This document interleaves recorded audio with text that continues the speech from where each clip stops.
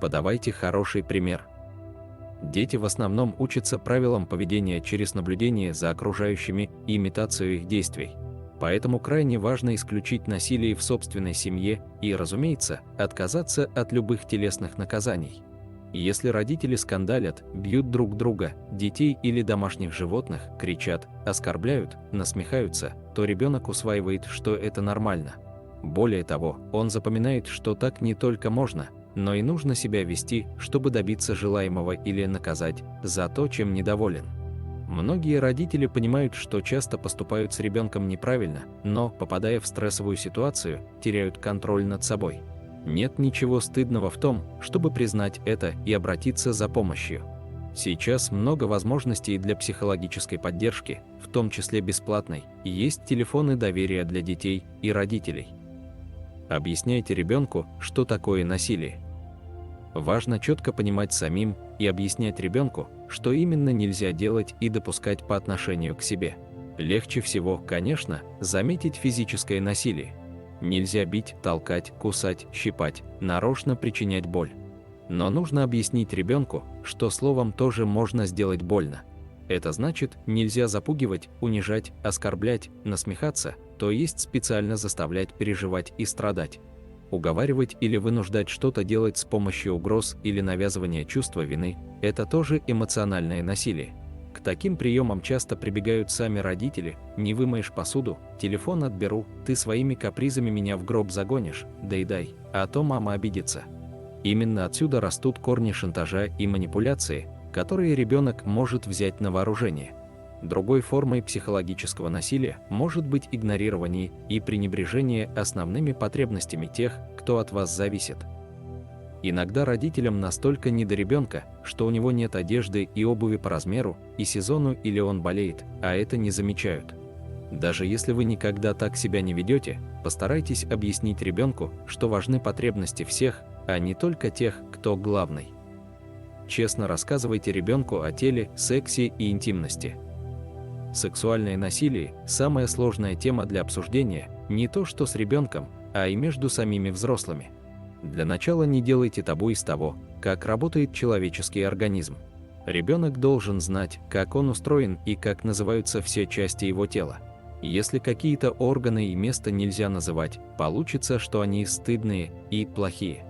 А это вызовет у ребенка страх и чувство неполноценности, может привести к психическим или сексуальным проблемам в будущем и, что важно, помешает ребенку пожаловаться на домогательство, ведь он как бы уже виноват, что у него есть нехорошие части тела. Вместо этого ребенку нужно рассказать, что некоторые части его тела интимные. А это значит, что никто, кроме него самого и врачей, не может их трогать или обсуждать. С маленьким ребенком подробно обсуждать сексуальное насилие не стоит. Вопросы безопасности – это зона ответственности родителей. Малышу достаточно знаний о своем теле, праве отказать другому в прикосновениях и уверенности в поддержке и понимании родителей. А вот с подростками очень важно обсуждать вопросы согласия на секс. Вовремя объяснить им, что уговорить, уломать человека на сексуальный контакт, заставить силой или хитростью – все это не секс, а насилие. Единственное определение секса, которое поможет избежать проблем, это интимное взаимодействие, в которое входит не только половой акт, но и прикосновения, поцелуи, объятия, ласки, только по взаимному желанию и приносящие взаимное удовольствие. Стоит упомянуть и о возрасте согласия. Любой контакт или взаимодействие сексуального характера взрослого с ребенком, не достигшим 16 лет, независимо от желания последнего, является насилием. Учите оценивать действия окружающих. К сожалению, мы не можем изолировать ребенка от проявлений насилия вне семьи. Чтобы они не стали для ребенка примером для подражания, важно обсуждать то, что он видит. Однозначно осуждайте проявления насилия, если стали их свидетелем.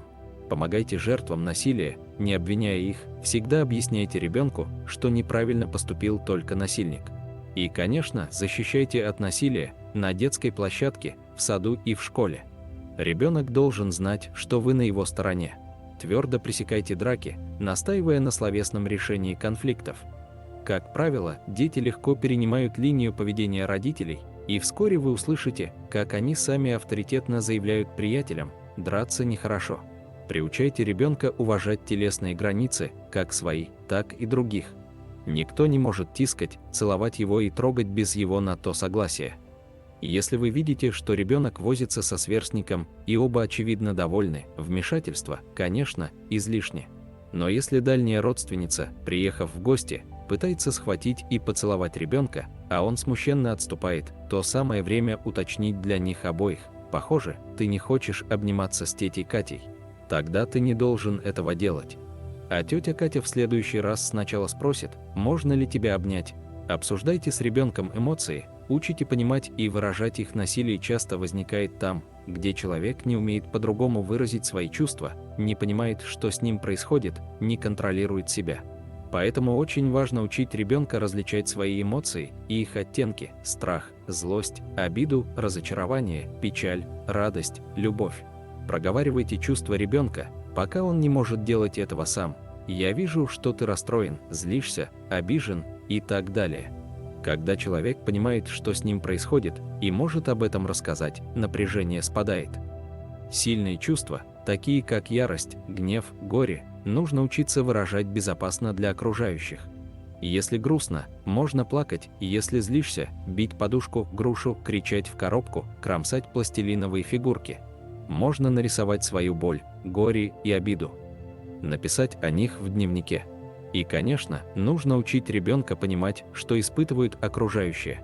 Вопреки распространенному мнению, это умение не появляется само. Для воспитания сочувствия полезны отсылки к опыту самого ребенка. Котик поранил лапку, плачет. Ты плачешь, когда тебе больно, он чувствует тоже. Бедный котик, давай его пожалеем, полечим. Откажитесь от сексизма. Сексизм – это предвзятое отношение к людям и их дискриминация по признаку пола. Избегайте сексистских взглядов и предубеждений в воспитании. В основе образа мыслей насильника лежат стереотипные представления о том, что у людей разного пола разные права и правила поведения. Детей часто воспитывают с мыслью, что мальчикам и мужчинам необходимо быть сильными, напористыми, нечувствительными, а достоинство женщины – слабость или покорность.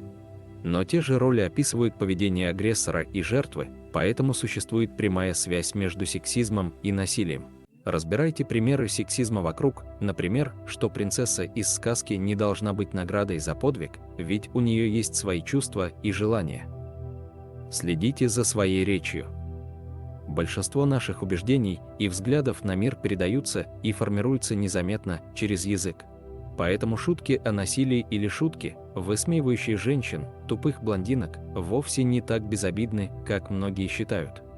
Они представляют женщин или их часть как людей менее умных, менее полноценных, и таким образом оправдывают насмешки над ними, боль и унижение, как будто это что-то хорошее, заслуженное и смешное.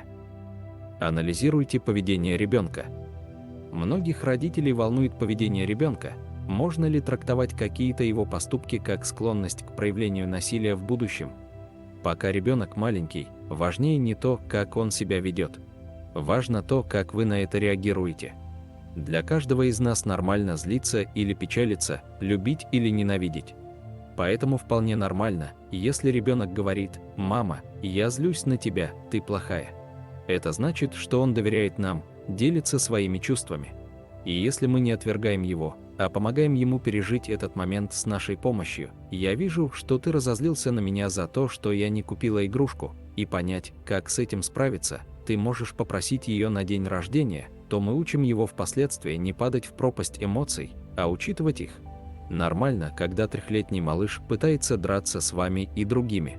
Для нас это возможность остановить его и дать ему ненасильственные инструменты решения конфликтов. Настораживать должно постоянное агрессивное поведение в семье, со сверстниками, с животными. Часто это означает, что ребенок подвергся насилию или стал свидетелем насилия, и ему нужна психологическая помощь. Некоторые дети могут страдать расстройствами, которые затрудняют для них понимание своих и чужих эмоций. В таких случаях своевременная помощь психолога очень важна. Такие расстройства поддаются коррекции. Спасибо, что досмотрели это видео до конца. Не забудьте подписаться и поставить лайк. До новых встреч!